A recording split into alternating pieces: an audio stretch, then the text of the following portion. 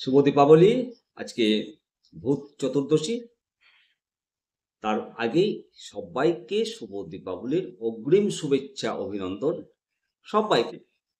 আজকে আপনাদের সঙ্গে আলোচনা করব যে আমি জানিয়েছিলাম যে দীপাবলির আগে ডিএ মামলা রায়দান হতে চলেছে। হ্যাঁ, কিছুটা আশা ছিল, উজ্জ্বল আশা ছিল দীপাবলির আগে রায়দান হওয়ার, কিন্তু সেটা হয়নি। কেন হলো না বা পরবর্তীতে কবে হবে, এই নিয়ে সুপ্রিম আপডেট আপনাদেরকে জানাবো। তবে বিভিন্ন সরকারি কর্মচারী সংগঠনের নেতৃত্বের মুখেই জানতে পেরেছিলাম যে একটা উজ্জ্বল সম্ভাবনা রয়েছে দীপাবলির আগে। তো দীপাবলির আগে যখন হলো না, তাহলে কবে রায়দানটা হবে? আমরা সবাই জানি যে ডিএ মামলা দীর্ঘদিন ধরে ঝুলে রয়েছিল, তারিখ পে তারিখ সেটা খতম হয়েছে। এখন ডিএ মামলার যেটা status report, heard and reserve, অর্থাৎ রায়দান রিজার্ভ রয়েছে। হিয়ারিং শেষ, রায়দান রিজার্ভ রয়েছে। তো রায়টা কবে দেবে? আপনার আমার সবারই মনে জল্পনা তুঙ্গে। আপাতত রায়দান হচ্ছে না, এটা নিশ্চিত। কেননা 20 অক্টোবর থেকে 25শে অক্টোবর পর্যন্ত সুপ্রিম কোর্ট ছুটি থাকছে, তারপর কোর্ট খুলবে। সেজন্য নভেম্বর মাসেই রায়দান হওয়ার সম্ভাবনা।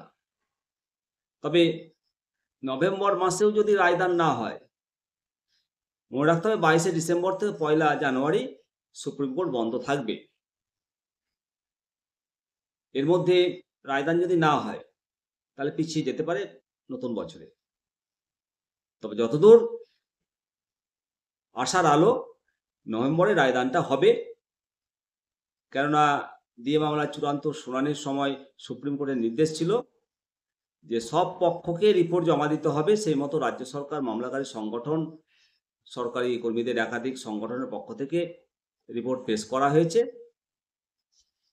আপাতত আমরা সবাই রায়দানের অপেক্ষায়।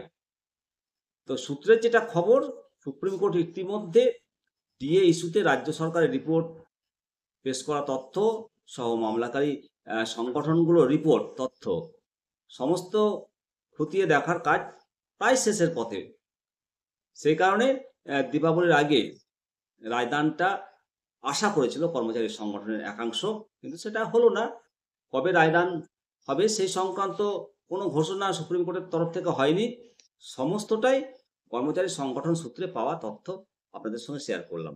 ভালো থাকবেন, দীপাবলিতে প্রচুর প্রচুর আনন্দ করুন এবং ডিএ মামলায় আমরা জয়লাভ করব এই আশা ভরসা রাখুন। এবং মায়ের কাছে প্রার্থনা করি যে ডিএ মামলায় সরকারি কর্মচারীরা জয়লাভ করে।